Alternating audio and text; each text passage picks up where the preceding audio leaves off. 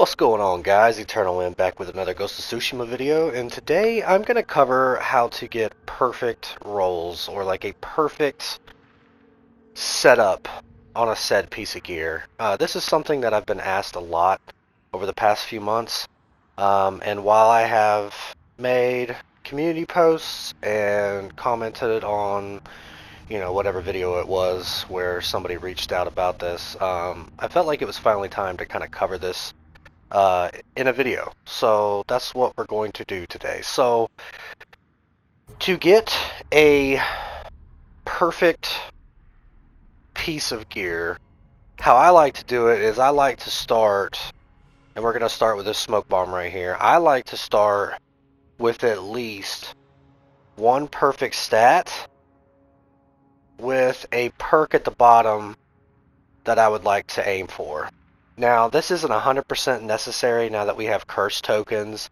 You can pretty much reroll anything indefinitely as long as you have the tokens. This is more for kind of back in the day when we didn't quite have this. I think this was before, what was it, patch 2.18 or something like that. But as you play the game, you are going to get pieces of gear that have at least one perfect stat. It may not have what you want on the bottom, but you can remedy that with a curse token if you really need to, depending on how many pieces of gear that you have that have at least one perfect stat, in comparison to how many you want per build or whatnot, right? So we'll go ahead and just start with this smoke bomb right here. This one has a maxed out cooldown reduction. Now, how you get this, like I said, you just play the game. You'll eventually get them. Over the course of time, you may even get one that has two perfect stats. Maybe it's exactly what you're looking for. The likelihood of that is pretty rare, but it can happen. But I, myself, will play the game until I get an item with at least one perfect stat. So like, let's say I was going to put this on the Hunter, right? Because the Hunter wants cooldown reduction and cooldown reduction on kill with munitions for this particular smoke bomb that we're looking at. So pretty much what you would do is you would go to modify it, right? And while this is perfect already, that means that we don't have to worry about this stat. And it's already got munitions on here, so we don't have to roll that. So really, all you would have to do is then roll this piece until it's maxed out. And now you get to increase the existing property, which is a newer thing to the game. So now it's 2.8, now it's 2.9, now it's 3, 3.1. I may run out of honor here. 3.4, 3.5. Alright, so I have run out of honor, but that's exactly how you would go about getting your gear maxed out. You want to start with a perfect stat, no matter what it is, and then roll the other one. Now, once you have done that, you obviously need to bind this to whatever class you want to bind it to. This is going to allow you to get this to level 120 key, but in order to do this, you have to start with 110. So I wouldn't even try to get anything perfect until your gear is high enough to where it's now always dropping at 110. As soon as you get all your gear to 110 and it just keeps dropping 110, 110, 110, that's when you'll go to bind it to whatever character you want. And you would activate it like this. It takes, what is that, 2,000, what is that, essence? I don't even remember, essence. Alright, so now that you've done that, you have mastery challenges. This is what allows you to get your gear to 120, right? Now you can easily bypass this if you have curse tokens. I think I only have one, but I'll use it for the video here. So instead of, purifying this, or purifying a cursed object while this particular one is equipped, as long as you have tokens, which you can see in the very top there, right above all my Ghost Weapon 2s, you see that little icon with the number 1. That means I have for Ghost Weapon 2, 1, curse token. And then you can use them here to just bypass the challenge, right? And it'll get it to a key 112 because it goes up by 2 every time. So you basically have to do it 5 times to get something to 120. I'm covering this too because I've been asked this in the past as well. But aside from that, so we have the option once something is 120. So let me go ahead and find yeah, we'll just throw this on. Alright, so this is maxed out, right?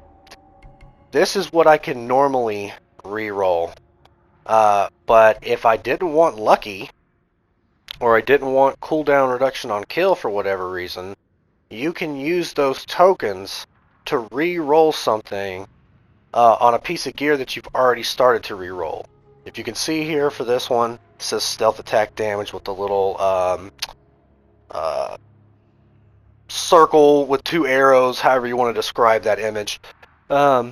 This is what you would normally be able to re-roll. You wouldn't be able to re-roll cooldown reduction on kill or any of these perks, right? But now with curse tokens, you can in fact re-roll everything on here. Now, you would have to re-roll until you got what you wanted, and then continue to re-roll to get it to a perfect maxed out stat, which means you might have to have 10 or 20 or 30 of these curse tokens. And again, because we're covering everything here, it feels like these are your cursed items. You get them randomly. You complete the purification ritual at the bottom, and it'll give you a token for that particular piece of gear, whether it be katana, range, charm, ghost weapon 1 or 2. But yeah, and then the other thing that I get asked is, let's take this Injo's Remorse right here, right? As you can see, it's got Chain Vanish on there, which is an assassin specific perk, right? It's a class perk for the assassin. How you would get this on legendary charms is you would have to bind it to your character. So as you can see, I've got Chain Vanish here, and I've also got Hysteria off to the right at the very bottom for possible outcomes. That's the assassin's specific class perks for charms, right? So if I go down to a charm that is 110 and is not bound to me, you can see that I don't have the option for Hysteria or Chain Vanish. But as soon as I activate this and bind this to the assassin, guess what? Now, on the right side there, under possible outcomes, is Chain Vanish and Hysteria. So you can't bind anything to your character until it's key 110. You use your mastery challenges to get it to 120. And as soon as you bind a legendary charm to any class, that class's specific perks and properties will then be available to re-roll for on said charm. So as you can see here, I also now have Toxic Vanish Radius, Vanish Duration available for possible outcomes as well, which is again the special properties for the assassin. So that's how that works as well. I figured I would go ahead and take the time to go through each and every little chunk of this because I've been asked this so many times for each one of these things that I talked about today. So hopefully this will answer any and all of those questions. If even with this video, if you still have any questions, feel free to just comment down below and I'll do my best to answer whatever question you have that wasn't answered here today. I tried to cover everything. I'm sure I missed something. But that's going to be it for this particular video. Again, going about getting epic gear to perfect stats is really, really simple. Again, you just want to start with at least one perfect stat, preferably a perk on the bottom that you want, and then you just re-roll the other property until it's maxed out as well. Then do your mastery challenge once you've activated it for the specific class, get it to 120, and then roll your final perk at the bottom with your curse tokens. But alright guys, that's going to be it for this video. If you enjoyed the video, please be sure to smash that like button and subscribe to stay up to date on all of my content. I'd really appreciate it, and I appreciate you for coming out. I'll catch you on the next one. Doses!